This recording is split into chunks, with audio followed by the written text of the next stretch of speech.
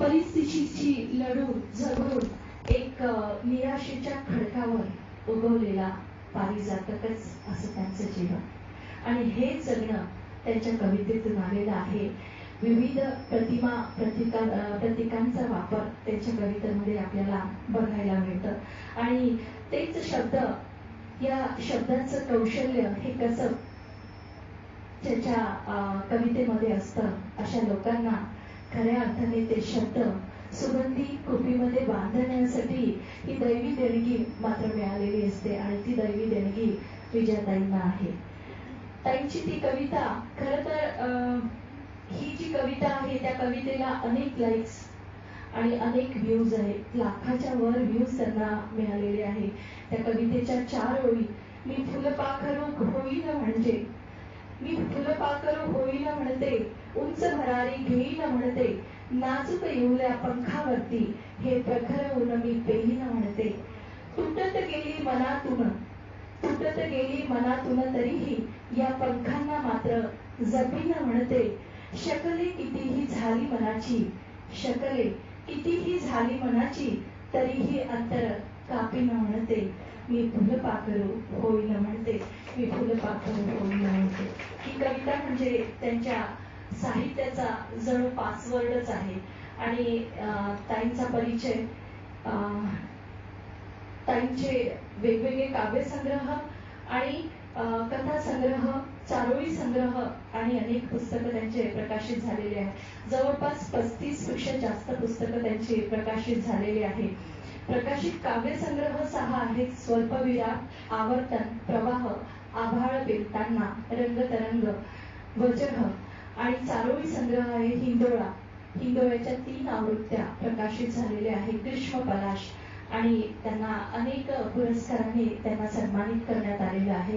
स्वल्पविराम, महाराष्ट्र कामगार साहित्य परिषद पुणे, पुण्याचा विश्व पुरस्कार, औरंगाबाद शिवराज प्रतिष्ठान पुरस्कार, नागपूर, आभाळ पेलताना पद्मगंधा प्रतिष्ठान पुरस्कार.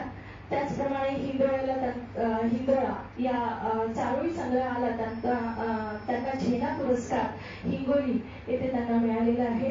आणि अनेक कवितांना अनेक पुरस्कार त्यांना मिळालेले आहे. आणि त्यांचं जे काव्यमय असा त्यांचा कार्यक्रम असतो तो म्हणजे पोरी जरा जपून.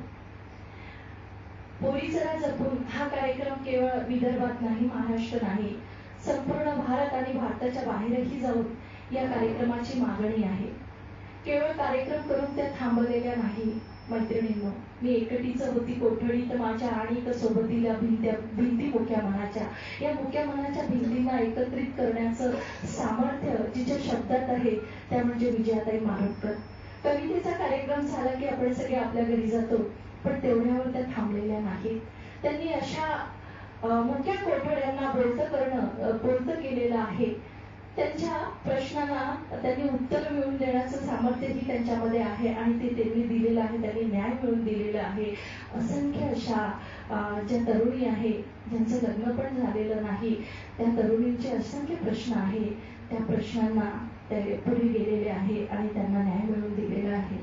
आणि तरुण मुलींचे प्रश्न आपल्या सगळ्यांसमोर सगळ्यांना माहिती आहे. त्या आजही कोवळ्या वयातच ज्यांच्यावर लैंगिक अत्याचार झालेले आहेत त्या मुलींना न्याय मिळवून देणाऱ्या विजयाताई मारोटकरांचं हे कार्य खरोखरच फार मोठं आहे. त्यामुळे त्यांच्या कार्याला खऱ्या अर्थाने माझा नमस्कार करते, माझा सलाम करते. आणि मी फुलपाखरू होईल ही प्रचंड लोकप्रिय कविता आहे. सोबतच वजह हा हिंदी काव्यसंग्रह आहे आणि त्याच्यातली ही जी कविता आहे रहने दो, ही कविता सध्या प्रचंड गाजती आहे. अनेक काव्य संमेलनाचे, साहित्य संमेलनाचे, वेगवेगळ्या कार्यक्रमाचे त्यांनी अध्यक्षस्थान भूषविलेले आहे. अध्यक्ष होत्या त्या माय मराठी नक्षत्र प्रतिष्ठान नागपूर. उपाध्यक्ष आहेत त्या आम्ही सिद्ध लेखिका ठाणे. राज उपाध्यक्षा राज्यस्तरीय शिक्षक साहित्य संमेलन संस्था शिक्षक भारती. आणि आता जी सर्वात मोठी सिद्ध हस्तलेखिका ती जी संस्था आहे ती संस्था आता संपूर्ण विश्वातल्या ज्या मुक्या कोठड्या आहेत त्यांना एकत्रित करण्याचं काम ताई करीत आहेत आणि वेगवेगळ्या देशातून त्यांना प्रतिसाद मिळालेला. आज हे संघटन आम्ही विश्वलेखिकेच्या माध्यमातून फार मोठं हे काव्यमंच आहे आणि या काव्यमंचावर अनेक कवयित्रींनी आपल्या ज्यांना खऱ्या अर्थाने व्यासपीठ मिळत नाही, ज्या लिहित्या झालेल्या आहेत पण अजूनही अंधाऱ्या कोठडीमध्ये त्यांचं साहित्य अजूनही आहे, ते प्रकाशित झालेलं नाही, त्या कोठड्यांना बोलतं केलेलं आहे आणि त्यांचं साहित्य या निमित्ताने पुढे आणण्याचा प्रयत्नही त्यांनी केलेला आहे. त्यांच्या या कार्यासाठी एकदा जोरदार आपण टाळ्यांचा गजर करूया आणि मी या ठिकाणी आमंत्रित करते ताईंना.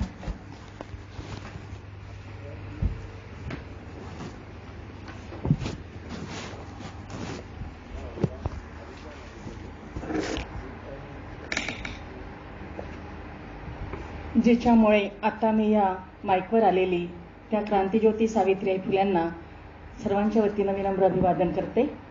उभी संकटे थवेच्या थवे, तरी झुंज दिली तुफान असवे, कितीदा इथे जाहल्या चिंधड्या, तरी तिनं रोज डाव टाकले नवे नवे.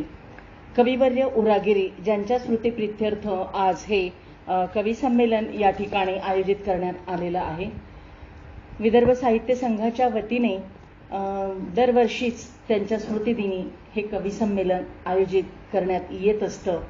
असं आयोजन, या आयोजनाला ज्यांनी पुढाकार घेतलेला ते पदाधिकारी विलासजी मानेकर सर, डॉक्टर रवींद्र शोभणे, सारेच्या सारे विदर्भ साहित्य संघाचे पदाधिकारी या सभागृहात आता मला ऐकायला पर्यंत उपस्थित असलेले आपण सारे ज्यांची कविता या ठिकाणी झाली ते सुद्धा आणि ज्यांची कविता नाही, जे निव्वळ मला ऐकायला आले, मराठीची जाण आहे, उरागिरींवर प्रेम आणि मराठी भाषेची जाण असलेले असे सगळे आपल्या सगळ्यांना या विजयाचं सादर नमस्कार.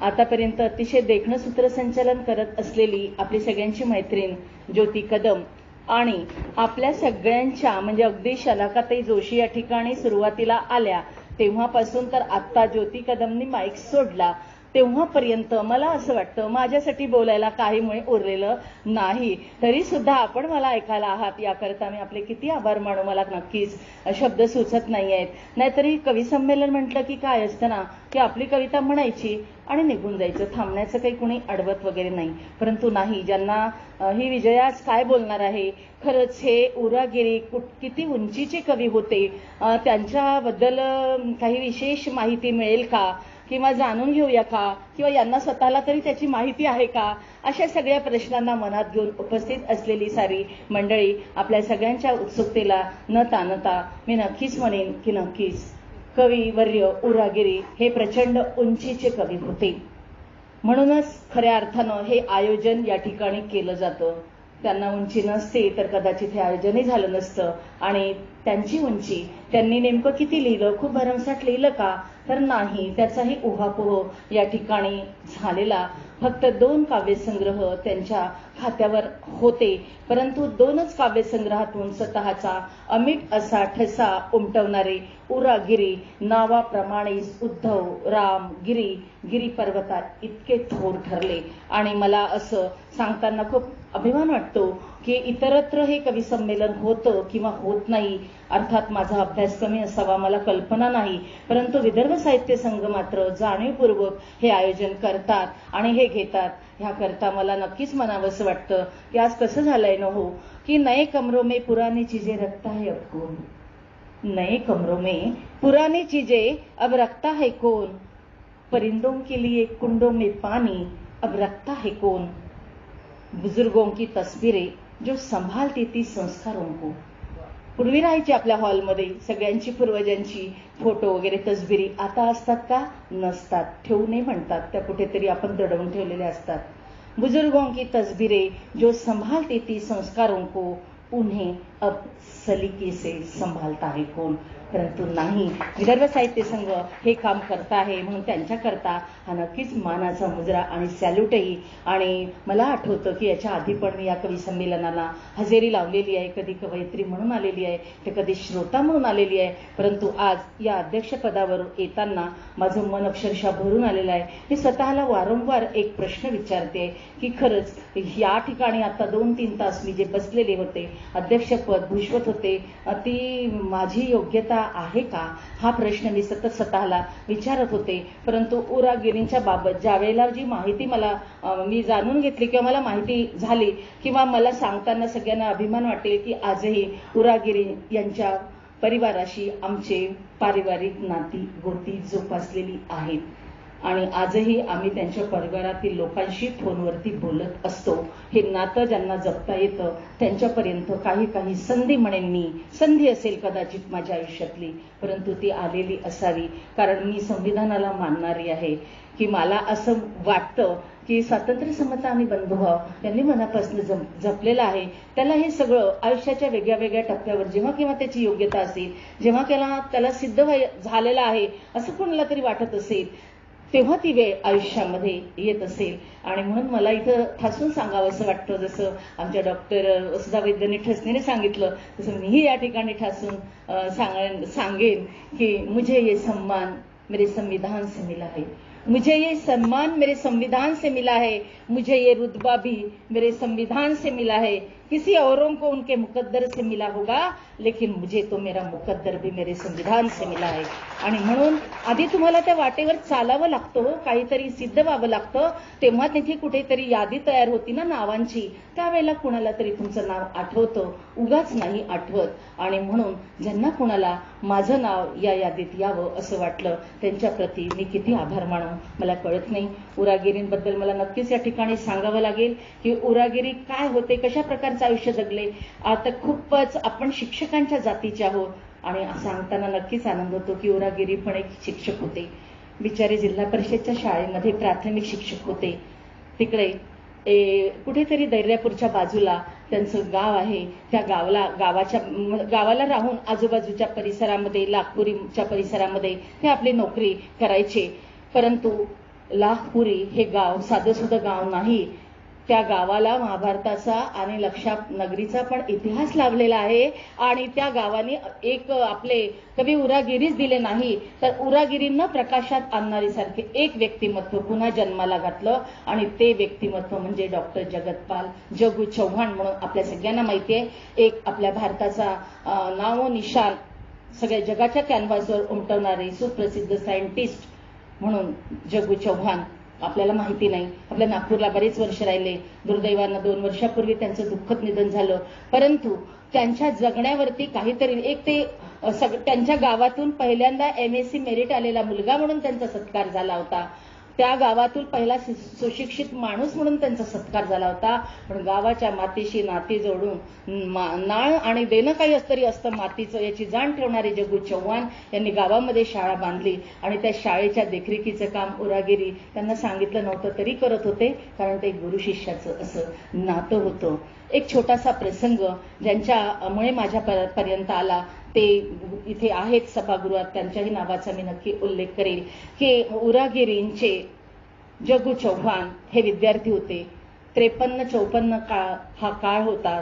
त्यावेळेला त्यांची तब्येत खूप खराब झाली होती. इतकी प्रकृती खालावली होती की विमनस्क अवस्थेत उरागिरी चालले गेले होते. कधी कधी शाळेमध्ये सुद्धा ते प्रकृती अस्वास्थ्यामुळे जाऊ शकत नव्हते आणि घरची आर्थिक परिस्थिती इतकी खालावली की घरच्या लोकांनी काहीच उरलं नाही ना म्हणून घरातली सगळीच्या सगळी कागदपत्र गोळा केली, ज्यामध्ये जुनी पुराणी पुस्तकं होती, मासिकं होती. ही रद्दीच्या दुकाने बिस्मित खान नावाचा एक मुसलमान किराणा दुकानदार होता, त्याच्या दुकानामध्ये नेऊन विकली. परंतु छोटासा जगतपाल त्या किराणा दुकानामध्ये काही सामान आणायला गेला आणि त्या वहीच्या कागदामध्ये त्याला सामान दुकानदाराने दिलं. त्यानं कागद उघडून पाहिला, अरे ही तर आपल्या गुरुजींची कविता, म्हणजे आणखी या कविता ह्याच्याकडे असाव्यात म्हणून शोध घेतला. दुकानदारानं चक्क छोट्या जगतपालला ब्लॅकमेल करायला सुरुवात केली. पण जगतपालही कमी हुशार नव्हता. आपल्याजवळ होते नव्हते तेवढे खाऊचे पैसे त्या दुकानदाराला दिले आणि उरागिरींच्या 2 वह्या त्यांनी मिळवल्या आणि या 2 वह्या जतन केली. 53-54ची गोष्ट आहे आणि 58च्या उन्हाळ्यामध्ये त्यांच्या घरासमोर जाऊन त्यांच्या हातामध्ये देते झाले. त्यावेळेला प्रकृतीतून उरागिरी थोडे सावरले होते. पुढे हे विद्यार्थी शिष्याचं नातं इतकं फुलल्या गेलं, इतकं पुढे गेलं की ह्या काळामध्ये त्यावेळेला कवीला काही एवढा मान नव्हता, सन्मान नव्हता. त्यानं स्वांत सुखाय लिहायचं. त्यांचं वैयक्तिक आयुष्य जर बघायला गेलं तर ते फार पडझडीचं होतं. पहिल्या पत्नीचं लवकरच दुःखद निधन झालं. म्हणून आपण जे पाहतो ना, त्यांच्या कवितेमध्ये जो प्रेयस भाव आहे, प्रेमाला अर्पित केलेला आहे, जी त्यांना आवडत होती तिच्यासोबत त्यांचं लग्न जरूर झालं, परंतु तिचं ताबडतोबच दुःखद निधन झालं. म्हणून अनेक कविता त्या अंगाने गेलेल्या असाव्यात का? खरं तर कविता म्हणजे काय असतं ते उरागिरींच्या कविता थोड्याशा जरी असल्या ना तरी त्या वाचल्यानंतर कळत असतं की आपण जे जगतो, जे अनुभवतो, जे रक्तात असतं, जे मनात असतं, ते जेव्हा कागदावर उतरतं ना, ती खरी कविता असते. ती कुठल्या व्याकरणाच्या आकृतीच्या बंधात बसते का हे नंतर बघावं इतरांनी. हे सांगणारे उरागिरी तशा वळणाच्या कविता ते लिहत गेले, परंतु त्यांनाही एवढं भान नव्हतं की माझ्या कवितांची पुस्तकं व्हावीत. म्हणूनच ती पुस्तकं त्या वह्या त्यांच्या रद्दीच्या दुकानापर्यंत गेल्या. त्यांना त्याचं स्वतःचं भान नव्हतं.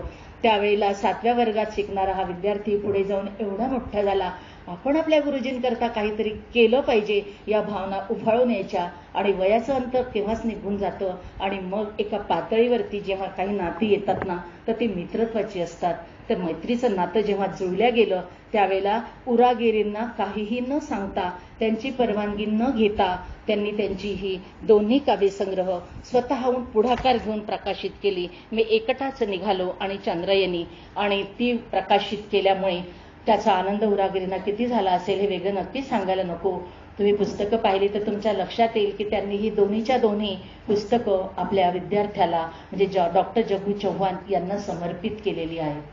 म्हणजे स्वतःची पदरमोड करून, तेव्हा डॉक्टर जगू चव्हाण सुद्धा पैसा खर्च करण्याच्या परिस्थितीमध्ये नव्हते, परंतु स्वतःची पदरमोड करून स्वतःच्या भविष्य निधी फंडातनं पैसा उभा करून त्यांनी ती पुस्तकं त्यावेळेला काढली होती. आणि असा हा सगळा याला संदर्भ जातो. पुन्हा एक गोष्ट मला या ठिकाणी सांगावीशी वाटते की हे गुरु शिष्याचं नातं किती देखणं होतं हो. याला 5 सप्टेंबरचे पण आयाम आहेत. उद्या 5 सप्टेंबर शिक्षक दिवस आहे. 5 सप्टेंबर हा कविवर्य उरागिरींच्या जाण्याचा दिवस, स्मृती दिवस, मृत्यू दिवस. हा योगायोग की डॉक्टर जगू चव्हाणांचा तो जन्मदिवस आणि याला जुळून आलेले हे सगळे संदर्भ मला उळणीवरच्या वाटा हे पुस्तक ज्यांनी लिहिलंय, ज्यांनी डॉक्टर जगू चव्हाणांचे सगळेच्या सगळे लेख एकत्रित केलेले आहेत आणि त्याचं संपादन करण्याचं काम केलेलं आहे ते प्रभाकर तांडेकर प्रदत्त या सभागृहात उपस्थित आहेत. अतिशय जाणीवेचं महत्त्वपूर्ण पुस्तक त्यांनी लिहिलंय आणि मला खूप अभिमान आहे की आमची जी माय मराठी नक्षत्र प्रतिष्ठान ही संस्था जी आहे त्या संस्थेमध्ये ते मान्यवर पदाधिकारी आहे. कधीच माझ्या घरी त्यांनी ते पुस्तक दिलेलं, परंतु अशा प्रकारे ही माहिती या पुस्तकामध्ये दडलेली मला या योगाने या ठिकाणी वाचता येईल आणि आज ती उलगडता येईल असं स्वप्न मात्र मी कधीच पाहिलेलं नव्हतं. पुन्हा उरागिरींसोबत 5 सप्टेंबर या दिवसाचं एक नातं वेगळंच जोडल्या गेलेलं आहे. 5 सप्टेंबरचा दिवस उद्या आहे. 5 सप्टेंबर 1986 हा त्यांचा मृत्यू दिवस. त्या दिवशी प्रबोधन विद्यालय दर्यापूर या शाळेमध्ये त्यांना चीफ गेस्ट म्हणून बोलवलं होतं. कार्यक्रम झाला. अनेक शिक्षकांचे सत्कार उरागिरींच्या हस्ते झाले आणि कार्यक्रम संपल्यानंतर त्यांनी जेव्हा सगळ्यांचा निरोप घेतला त्यावेळेला काही विद्यार्थी त्यांच्या भोवती गोळा झालेत आणि त्यांना म्हटले की सर, आम्हाला म्हणजे विश्वास होत नाहीये की अभ्यासक्रमामध्ये 9व्या वर्गाच्या ज्यांची सकाळ कविता आम्ही शिकतो आहोत, ज्यांनी सकाळ कविता लिहिलेली आहेत ते कवी आज आमच्या शाळेमध्ये आलेले आहेत. आम्हाला तुम्ही ती कविता ऐकवा.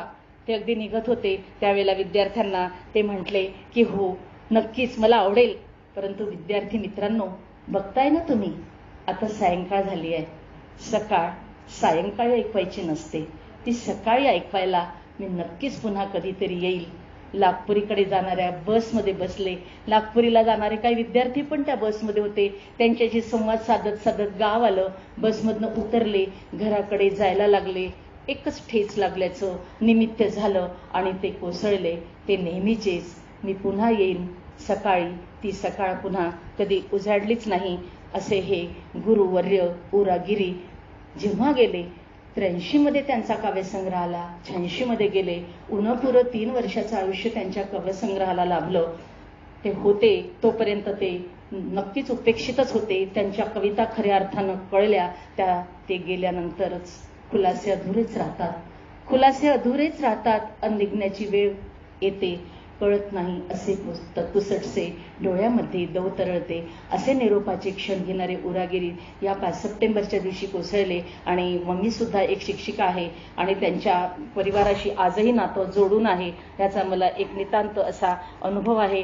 पुळणीवरच्या पाऊलखुणा लिहिणारे प्रभाकर दांडेकर यांचं पुस्तक आपल्याला मिळालं, ते तुम्ही जरूर वाचा. उरागिरींचा बराचसा उल्लेख अनेक लोकांनी, त्यांच्या गणेश राऊत यांनी लिहिलेला लेख उरागिरी उवाच म्हणून त्यात नितांत असा वाचनीय आहे. ही सगळी काळाच्या मागे, वारसाच्या मागे दडलेली माणिक मोती असतात. हे उलगडून काढण्याचं काम विदर्भ साहित्य संघाला 100 वर्ष होतात आहे. 1922 मध्ये स्थापना झालेलं विदर्भ साहित्य संघ, मी जर बरोबर असेल तर 2022 मध्ये 100 वर्ष पूर्ण होतात आहे. आपण 23, ओके सॉरी, तेच म्हटलं, थोडं कन्फ्यूज, 22-23 मध्ये होतं. तर या 100 वर्षामध्ये, शताब्दी वर्षामध्ये अनेक कार्यक्रम घेण्याचा विदर्भ साहित्य संघाचा हा जो मानस आहे, त्या कार्यक्रमाचा एक भाग म्हणून का होईना, किंवा आता अशा प्रकारची नांदी जेव्हा गुंजते आहे ती उरागिरींच्या कवी संमेलनात आफ्टर कोरोना आणि लॉकडाऊनच्या काळानंतर आज आपण मोठ्या संख्येने इथे उपस्थित आहोत. खूप सुंदर अशा कविता या ठिकाणी आल्यात. खरं तर माझ्या जगण्याने मला जे दिलं त्याच्याच कविता मी लिहत गेले. आणि उरागिरींची उंची वगैरे तर मला अजिबात गाठायची नाही. कुणाचीच उंची कोणी गाठू शकत नाही. असं ज्याची त्याची उंची आणि त्याने मापायची आणि मोजायचा प्रयत्नही कधी कोणी करू नये. नक्कीच अभ्यास जरूर करावा, परंतु आपलं स्वतःचं अस्तित्व, आपल्या वाट्याला आलेलं थोडंसं का आभाळ असेना, आपले थोडेसे का चाहते असेना 10%, ते आपले असतात, त्यांच्याकरता लिहावं. आणि कोण काय म्हणतं ह्याचा बिलकुल आतापर्यंत त्याचा उहापोह झाला. माझ्या अनेक मैत्रिणींनी सुरेख अशा कविता या ठिकाणी सादर केल्या. आणि तुम्हाला सगळ्यांनाच माहिती आहे की आपले सगळ्यांचे कवी मित्र डॉक्टर इंद्रजित भालेराव कवितेबद्दल म्हणतात की कविता ही जी असते ना, ती व्याकरण आणि भाषाशास्त्र शिकून मुळी लिहिताच येत नाही. तसं जर असतं तर कवितेच्या कार्यशाळा, कारखाने आणि शिकवण्या निघाल्या असत्या. परंतु आता मात्र ते व्हायला लागलेलं आहे. का होत आहे माहिती नाही, हे सगळं आता व्हायला लागलेलं आहे. उरागिरींसारखे जर लोक असते तर ते कदाचित हे सगळं पाहून अचंबित झाले असते. पुढे इंद्रजित भालेराव हेही म्हणतात की आमची बहीण आहे बाई कुठल्या शाळेत गेली होती का, तिनं पहिल्यांदा लिहिलं, मग तुम्ही ठरवलं की ही ओवी लिहिते की अष्टाक्षरी लिहिते की तिला कुठल्या प्रकारामध्ये बसवायचं, हे तुम्ही ठरवायचं. फक्त आपल्या आयुष्यात 35 कविता लिहिणाऱ्या बहिणाबाईंवर आज हजारो लोक PhD करतात आहे, अभ्यास करतात आहे, वाचन करतात आहे. आणि बहिणाबाई म्हटलं की कोण असा नसेल हो कवी कवयित्री की ज्याच्या मनामध्ये आनंदाचे तुषार फुलत नाही, उमजत नाही आणि आवडत नाही. मग तिचं मन वढाय असो की अरे संसार असो, की आजच्या राजकारणाला लागू होणाऱ्या अनेक गोष्टी आमच्या बहिणाईनं तेव्हाच सांगितला की जेव्हा इमान सचोटी पापा मंदिरे बुडालं, तेव्हा याचं मानसानं किल्ल्या कुलूप घडवलं, किल्ल्या राहिल्या ठिकाणी आणि तिजोऱ्या फोडल्या, तेव्हा याचं मानसानं बेड्या लोखंडी घडवल्या. म्हणजे एकच लोखंड, पण त्याचे निरनिराळे उपयोग आपल्या जगण्यानुसार, परिवर्तनाच्या नुसार आपण अंगीकारणारा माणूस किती स्वार्थी. सुगरण सांगितली तिने की सुगरण ही बिचारी आपलं घरटं विणते, परंतु आपल्याला देवानं एवढे मोठे 10 बोट दिले, पण ती एकाच सूचीनं सगळं करते. म्हणजे इतकं जगण्याचं तत्वज्ञान की बहिणाबाईची कुठली पण कविता बघा की शेवटच्या कडव्यामध्ये तिने आपल्याला जगण्याचा संदेशच दिला आहे. म्हणून ती आपल्या काळजामध्ये आहे. आणि म्हणूनच आमचे इंद्रजित भालेराव म्हणतात की खरंच कविता लिहिण्यासाठी काहीतरी आतून यावं लागतं, आपल्या आयुष्यामध्ये काहीतरी घडावं लागतं. त्याच्यासाठी आपल्यालाही खूप मोठ्या परीक्षा द्याव्या लागतात. माझ्या अनेक मैत्रिणींनी खूप सुंदर स्त्रीत्वाच्या कविता या ठिकाणी सांगितल्या. रामायण महाभारताचा उल्लेख झाला. रामायणाचा उल्लेख तर वारंवारच होतो, पण माझ्या सख्यांना, आपल्या सगळ्यांनाच माहिती आहे की जगणं किंवा राज्य हे रामाचं असो की रावणाचं, आपल्या नशिबी अग्निपरीक्षा नाही तर लक्ष्मण रेषा, ह्या तर ठरलेल्याच आहेत. ह्या काही सांगायलाच नको. त्या वेळेला, योग्य वेळेला तुम्ही कागद पेन लेखणी घेतलं की तो विषय घेतला की कुठे तुम्हाला नाही माहिती की तुमच्या समोर हा जो कागद आहे आणि हातामध्ये लेखणी, तुम्ही काय लिहिणार आहात. परंतु त्यावेळेला त्या विचारांनी भारावलेलं जे मन असतं, तुमचं जे वाचन असतं, जे चिंतन असतं आणि अनुभवाचं जे संचित असतं, ते घेऊन तुमची कविता अशी काही पुढे जाते की अशा एखाद्या मंचावर वाक्या बाथे म्हणून टाळ्या घेतल्याशिवाय राहत नाही. असंच आमचे इंद्रजित भालेराव पण नेहमी सांगतात की कविता ही आतून यावी लागते. हे नक्कीच सवंगपणाचं असं काम नाही, आपला आत्मा त्या कवितेमध्ये ओतावा लागतो. अंतःप्रेरणा हाच खऱ्या अर्थानं कवितेचा आत्मा असतो. आणि म्हणून ते स्वतःच्या कवितेमध्ये म्हणतात की माझ्या कवितेला यावा, माझ्या कवितेला यावा. गाव मातीतून आलेले आमचे इंद्रजीतजी भालेराव, ते त्यांच्या कविता मला तरी खूप आवडतात, तुम्हाला पण नक्कीच आवडत असाव्यात. की माझ्या कवितेला यावा शेना मातीचा दरवळ, तिने करावी जतन काट्या कुट्यात हिरवळ. माझ्या कवितेने बोल काळजातला बोलावा, उन्हाळ्यात खापराला जसा असो तो ओलावा, अशी कविता यावी असं सांगतात. किती सोपी सोपी उदाहरणं आणि रूपक देऊन आपल्याला नेमकी कविता काय आहे सांगण्याचा प्रयास करते ती कविता. मग सगळ्यांनाच भावते, हे नक्कीच वेगळं सांगायला नको. तुम्हाला त्यांचा अनुभव असेल तर ते नेहमी सांगत असतात की मी देश विदेशामध्ये जेव्हा जातो कवितांचे कार्यक्रम करतो. आज देश विदेशात आमची सगळ्यांची मुलं आहेत, त्यानिमित्ताने आमचंही जाणं नव्हतं. काही मुली आमच्या नोकरीनिमित्तानं जातात, तर काहींनी तिकडे म्हणजे आपल्या मुलांना मिळते म्हणून आपल्याला सिटिझनशिप मिळते म्हणून आपण घेतलेली असते. पण खऱ्या अर्थानं मन मात्र रमत नाही, हे ओढ घेतं ते आपल्या मातीकडेच, हेही सत्य आहे. आणि मग त्यांनी सांगितलं की मी तिथल्या एका कवी संमेलनामध्ये कविता सादर केली. इतक्या भारतीय भगिनी त्या ठिकाणी बसलेल्या होत्या. तिला मी ऐकवलं की आई जी असते गावाकडे, ती आपल्या पोरीला म्हणते की तुला वेळ नाही, तू खूप बिझी आहे, निव्वळ तुला फोन तरी कधी करावा आम्हाला कळत नाही. आम्ही प्रत्येक वेळेला विचार करतो, नाही आता उठली असेल, नाही आता ऑफिसची वेळ झाली असेल, नाही आता घरी ती आली तर तोही आला असेल, जाऊ दे उद्याच करीन. असं करता करता निव्वळ फोन करण्यासाठी सुद्धा विचार करणारी आई बिचारी लेकीच्या ओढीनं भेटीनं भारावलेली आपल्या लेकीला म्हणते की उभ्या उभ्या आड राती येऊन जाय ग लेकी, उभ्या उभ्या आड राती येऊन जाय ग लेकी, रातन दिस काम तुले इसावा बिन नसन, आणि लंबे लंबे बाल तुहे गुत्ता झाला असन, मायेच्या हातानं न्हावून जाय ग लेकी, आणि उभ्या उभ्या आड राती येऊन जाय ग लेकी. किती ओलावा आहे हो या काव्यामध्ये, या शब्दामध्ये. कोणती लेक कुठल्याही देशात असो ना, ती आई आहे, ती लेक आहे, आणि त्या नात्यामध्ये असलेली प्रेमाची ओढ आहे. ती जर शब्दांमधून अशी येत असेल तर ती नक्की सगळ्यांना भावत असते. मला तरी माझं स्वतःचं मत जर कवितेच्या माध्यमातून मांडायचं असेल तर मी एवढंच म्हणेन की अनुभूतीची अभिव्यक्ती भावनेच्या एकरूपतेमधून जर आली ना, की तेव्हाच माझी तरी कविता प्रफुल्लित होत असते. अशी कविता सदैव मग ताजी माझी मला जर वाटली, टवटवीत वाटली, आणि माझ्या घरी काम करणाऱ्या भांडे घासणाऱ्या भांडेवालीला जर कळली तर माझी कविता उत्तम असं मी समजते. कारण तिला कळली, तिच्या जगण्याचं रामायण महाभारत मला मांडता आलं तर ते नक्कीच इतरांना कळेल. आणि मग ती बाई विचार करते की बाई कशी लिहिली हो, हीच कविता लिहिली तुम्ही. तर त्यावेळेला आपल्याला वाटतं की नाही, मला कुणाचं तरी दुःख मांडता आलं. पण काय असतं ना सख्यांनो, की काही कविता या काळाबरोबर चालता चालता आपलं बोट सोडून देतात. आपली कविताही आपल्याला सापडत नाही, ती कुठल्या तरी डायरीमध्ये हरवून जाते. मग कधीतरी आठवते आणि कविता हरवल्याचं दुःख असते. पण या कवितेच्या वाटेवर प्रवास करताना आपल्याला जे काही दिलं ते कवितेनं दिलं, हे मात्र नाकारून चालत नाही.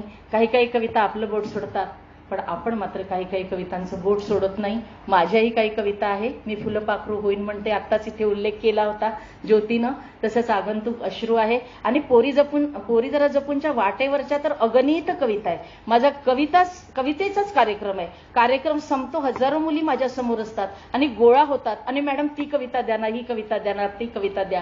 पण मी त्या कविता देणारही नाही, त्या कवितांची पुस्तकही काढणार नाही. पण सगळ्यांचीच काही पुस्तकं काढायची, मी तिथे सादर करते, तुम्हाला ऐकवते, हे पुरेसं आहे. परंतु ती माझी कविता त्या माझ्या लेकींना हवी असते, याचा नक्कीच मला एक नितांत असा आनंद होत असतो. विदर्भ साहित्य संघाने नेहमीच माझ्या कवितेचा गौरव केलेला आहे. काल परवाच एक हिंदीमध्येही काव्यसंग्रह आणण्याचं धाडस केलेलं आहे. आणि ज्योतीनं म्हटल्याप्रमाणे माझी रेहने दो ही कविता मला 4-5 लोकांनी आतापर्यंत पाठ म्हणून दाखवली, कोणी गाण्यात म्हणून दाखवली. आणि हिंदीमध्ये तुमची कविता म्हणजे काय म्हटलंय त्यांनी, परचन फैलायगा. मी म्हटलं अजिबात नाही, परचन वगैरे, मी जिथे आहे तिथेच आहे. आयुष्यापासून आयुष्यभरातून हिंदी आवडत होती म्हणून लिहिलेल्या कविता इतरत्र विखुरलेल्या लॉकडाऊनच्या काळामध्ये गोळा केल्या आणि त्या तुमच्यासमोर आणल्या.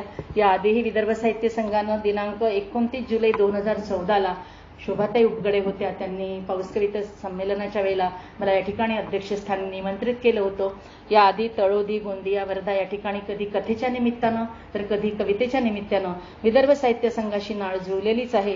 त्यांनी आजही या ठिकाणी आमंत्रित केलं. सर्व कवितांचा आढावा घेणार नाही, परंतु एवढं सांगेन की आतापर्यंत आपल्या कवी संमेलनामध्ये मी लिहून सगळ्यांच्याच कविता घेतल्या आणि रिमार्क्सही दिले, परंतु मी तुम्हाला बोर तर करत नाही ना असे मला वाटते. 27 लोकांनी आपल्या कवी संमेलन संमेलनामध्ये कविता सादर केल्या आणि आम्हाला सांगताना आनंद होतो की इथंही आम्ही सख्यांनीच आपला झेंडा लावला. आमची सख्या संख्या या ठिकाणी जास्त आहे आणि आता पण जास्त आहे आणि सादरीकरणामध्ये पण जास्त आहे. सुषमाताई मुलमुले यांच्या मंथन या कवितेपासून जी सुरेख अशी सुरुवात झाली की आजच्या जगणाऱ्या स्त्रीची व्यथा कशी आहे की रात्री 12 वाजल्यानंतर ती ऑनलाईन असली तरी काय अनुभव येतात, आमच्याजवळ प्रत्येकीजवळचे अनुभव असतील तर रस्त्याने जाणाऱ्या नजरा आणि बाकी सगळं हा विषय सुरेखरित्या आपल्या काव्यातून मांडला. खरं कविता खूप काही सांगत असते. कवितेला खूप मोठं लिहिण्यासाठी कविता अगदी कमी शब्दामध्ये सांगत असेल तर ती कविता नक्कीच खूप परिणामकारक असते. सना पंडित यांनी उरागिरींचा बाज सांभाळत निसर्गाकडे आपल्याला नेलं, छान फिरवून आणलं आणि खऱ्या अर्थानं उरागिरींच्या कवितेकडे आपण यावेळेला वळलो. प्रज्ञा खोडे यांची ठिणगी, मंदा खंडारे यांनी स्त्रीत्वाचा म्हणजे मेल्यानंतर म्हणजे एक आम्हाला त्यावेळेला म्हणजे मी मेल्यानंतर माझं तुम्ही काय काय आठवा आणि मृत्यूनंतरचे जे सोपस्कार असतात ते करू नका, ते फार सुरेखरित्या सांगितलं. अर्थात ते भावलं वेगळं होतं नक्कीच काहीतरी. त्यावेळेला मला या एका कवींच्या ओळी आठवल्या की ते कवी म्हणतात की फुले मजवर उधळू नका हो, आयुष्यभर तर फुलतच होता, प्रेत माझेही जाळू नका हो, आयुष्यभर तर मी जळतच होतो. अशा एका कवीचं मत संजय तिजारे सरांनी पुन्हा श्रावणधारा या ठिकाणी बरसवल्या आणि श्रावण महिना अजून 2 दिवस बाकी आहे हे आपल्याला या ठिकाणी आवर्जून सांगितलं. श्रावणी काशीकरांची प्रेम कविता, डॉक्टर माधव शोभने यांनी श्रमिकांच्या वांडलेल्या व्यथा पायपीट करत श्रमिकांनी हजारो मैल पायपीट केली आणि या कोरोनामध्ये खऱ्या अर्थानं तो कोण रस्त्यावर आला हेच मार्मिक विवेचन केलं. त्यालाच जोडून असलेली पवन कांबळेंनी भोग ही कविता सादर केली. स्मिता धर्माधिकारी ताई आज आपल्याकडे आल्या हे आपल्या मंचाचंही सौभाग्य. त्या समुपदेशन करतात, त्या क्षेत्रामध्ये त्यांचं स्वतंत्र असं नाव आहे. तिची आत्महत्या ही कविता त्यांनी सादर केली. स्वाती भांडारकर यांनी पुन्हा स्त्री अत्याचार, आनंद देशपांडे सर हे त्यांनी ती मोहरते त्यांनी खरं तर ती गायली त्यावेळेला देशपांडे सर आम्हाला असं वाटलं की तुम्ही आणखी एखादं कडवं पुढे कंटिन्यू करायला पाहिजे होतं, तुटलं काहीतरी. आणि आज पुन्हा एकदा मी सांगेन की आपलं हे कवी संमेलन जेव्हा सुरू होतं त्यावेळेला असं वाटत होतं की हा एक उरागिरी सरांचा कडक शिस्तीतला वर्ग सुरू आहे की काय, कुठेही खुलतच नव्हतं. आणि ज्योती सूत्रसंचालन करताना उगाच अध्यक्ष आहे म्हणून मधात माईक घेऊन काहीतरी बोलावं हे मलाही पटत नव्हतं. म्हणून कडक शिस्तीतल्या वर्गासारखं काही वेळ आपलं कवी संमेलन फार असं झालं, परंतु नंतर मात्र ते खुललं. शलाका जोशी यांची दोघांची भेट ही प्रेम कवितेतनं त्यांनी एक जवळपास कथानक मांडलं. आणि वसुधा वैद्य यांनी मात्र ठसणं कसं काय म्हणतात ठासून सांगितलं आणि कसं असावं जगणं हेही सांगितलं. नंतर गझलेचा बाज घेऊन खऱ्या अर्थानं उरागिरी गझल पण लिहित होते. गझल एकही आली नव्हती. प्रसन्न शेंबेकर मात्र वास्तवाची गझल घेऊन आले. अनेक मार्मिक असे शेर वेगवेगळे होते, परंतु कुठेतरी ते एकमेकांशी जुळत होते. त्यांनी ते सांगितलं की ज्यांनी कायमच वादळ पाहिलेलं आहे, ज्याला जो वादळातच जगतो त्याला काय पुन्हा वादळ आलं म्हणून सांगायचं, किंवा त्या वादळाला न्यास यास काय काय नावं असतात, ते येणार आहे किंवा आलाय म्हणून मला काही भीती नाही. कारण तो काय म्हणतो, कोई तूफा से कह दो कि ना उलझे हमसे, कोई तूफा से कह दो ना उलझे हमसे, हमने तो रुख मोडा है उठते हुए तूफानों का.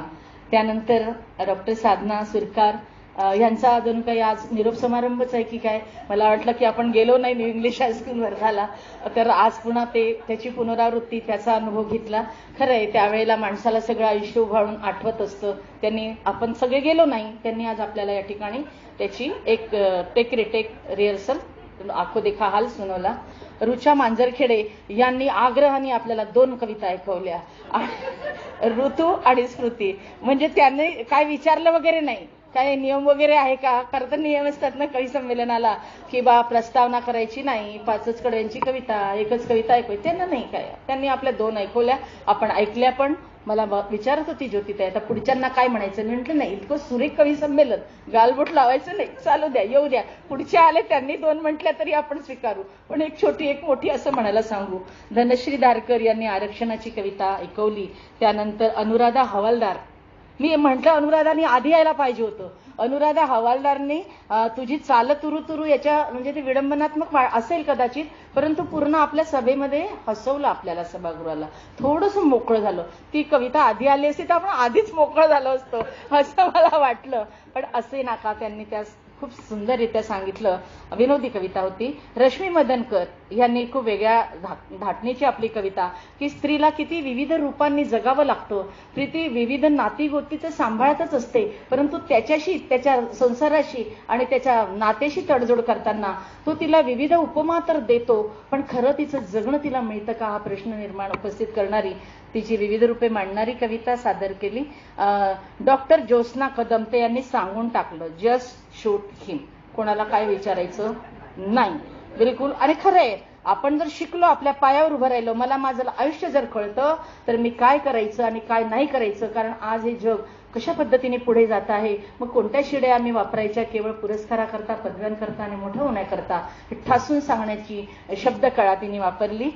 त्यानंतर भारतीताई दवणे, त्यांनी वृक्षतोड आपल्याला सांगितली. वृक्षाचं दुःख खरं खूपच चिरंतन दुःख आहे, त्यालाही सजीव म्हणतो आपण, पण आपण सरळ कत्तल करतो, त्याची कंबर मोडतो. ती कंबर त्यांची मोडते त्यावेळेला नक्कीच मन भरून आलं, अशी शब्दकळा. डॉक्टर मोनाली कोकरे यांनी आपलं प्रेम काव्य ऐकवलं. अदिती देशमुखांनी आपली मालिनी वृत्तातून तगर खूप सुरेख असा व्यक्त केला. आणि ज्याला कोणी विचारत नाही त्याच्याकडे, तगराकडे ते स्वस्तिक आहे, 4 दिशांचं प्रतीक आहे, कसा किती महत्वाचा आहे हे महत्व सगळ्यांना सांगितलं.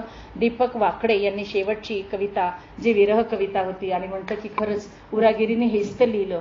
आणि ते खऱ्या कवितेत शेवटी वाकडेंनी सांगितलं की खुलासे अधुरेच राहतात, निघण्याची वेळ होते. ती कविता आली शेवटी. आणि कार्यक्रमाचं सुरेख असं सूत्रसंचलन करणाऱ्या ज्योती कदम यांनी आपली कविता, सॉरी माझ्या या दोघी मैत्रिणी उजव्या आणि डाव्या बाजूला बसलेल्या आहेत, ज्योत्स्ना कदम आणि ज्योती भगत. तर नावांची गल्लत होते आहे. ज्योती भगत यांनी सुरेख सूत्रसंचलन केलं. हातच्या कंकणाला आरशेची गरज नाहीच, मी पुन्हा पुन्हा ते सांगण्याचीही गरज नाही. आणि आपण त्यांची कविता पण ऐकली, अनुभवली आणि आनंद पण घेतला. माझी कविता ऐकवू की नको? तर माझी एक छोटीशी कविता ऐकवते. आणखी मी सल्ले वगैरे देणार नाही, परंतु मला थोडंसं, एक अध्यक्ष म्हणून तुम्ही आज सन्मान दिला तर मी थोडंसं नक्कीच सांगेन की नक्कीच कवितेमधून कथा सांगण्याचा आपण जर प्रयास केला तर काही काही लोकांना असं वाटतं की याच्यापेक्षा तुम्ही कथा लिहा ना, कविता कशाला लिहिता, म्हणून सगळ्यांनाच कविता सादर करायच्या असतात. त्यामुळे कवितेचा बाद जर छोटा असला तर सगळ्यांनाच त्याचा आनंद घेता येतो. ती कुठल्या तरी वृत्तामध्ये, आकारामध्ये जर असेल तर त्याच्याकडे नक्कीच वेगळ्या प्रकारे लक्ष जातं. त्यांचा कवितेचा अभ्यास आहे म्हणून त्यांना विशेष प्रकारे महत्त्वही दिलं जातं. आणि म्हणून कवितेचे नियम वगैरे काही नसतात. आपलं हे मुक्त असा मंच होता. उरागिरी फार साधे होते, हो फारच साधे होते. आणि त्यांनी त्यांच्या मुलीने, नातीने मला सांगितलं की आमचे आजोबा जे होते ना ते खऱ्या अर्थानं जे जगले ना, दुसरीही बायको लवकरच गेली त्यांची, परंतु ती गेल्यानंतर मला चिठ्ठी आली आहे, आठवते घ्या, माझी कवितेकडेच वळते, की त्यांची जी दुसरीही बायको आहे, पत्नी सुख त्यांच्या नशिबात नव्हतं, ती पण लवकरच गेली. तिला 3 मुली आणि 1 मुलगा आहे. आता ते सगळ्यांचं सगळं व्यवस्थित आहे, परंतु त्यामुळे त्यांनी पालकत्व मात्र सोडलं नाही. नंतर 3रं लग्न काही पुन्हा केलं नाही. म्हणून एक उत्तम कवी होते, उत्तम पिता होते, उत्तम पती होते, उत्तम प्रियकर होता, कवी होता, आपल्याला सांगायलाच नको. अशा या उरागिरींना आपल्या सगळ्यांच्या वतीनं पुनश्च एकदा विनम्र अभिवादन करते. माझी अगदी छोटीशी कविता सादर करते. कवितेचं शीर्षक आहे उन्मेष. उन्मेषाचे नवीन वारे नव्या दिशेने नेताना, उन्मेषाचे नवीन वारे नव्या दिशेने नेताना, थपकू नका रे पावलांनो आता काटा काढून घेताना.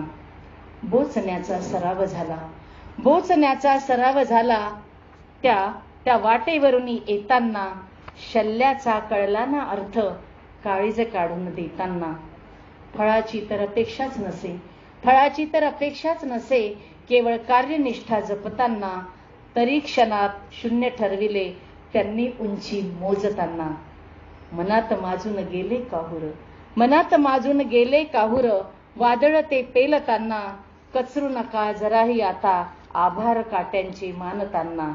त्यांनीच तर दिली ना गती, त्यांनीच तर दिली ना गती, पावलांनो बेसावध असताना क्षितिजावर तो सूर्य पाहिला काल पश्चिमेस मावळताना. त्याच तेजाने उलटविले सारे, त्याच तेजाने उलटविले सारे. आज सकाळी पूर्वेकडून उगवताना नवी आभा खुणावत होती कविते आता तुला कवेत घेताना, कविते आता तुला कवेत घेताना. धन्यवाद. विदर्भ साहित्य संघाच्या वतीनं आयोजकांनी मला ही संधी दिली, त्यांचे पुनश्च एकदा आभार मानते, आपलेही आभार मानते आणि या ठिकाणी थांबते. धन्यवाद.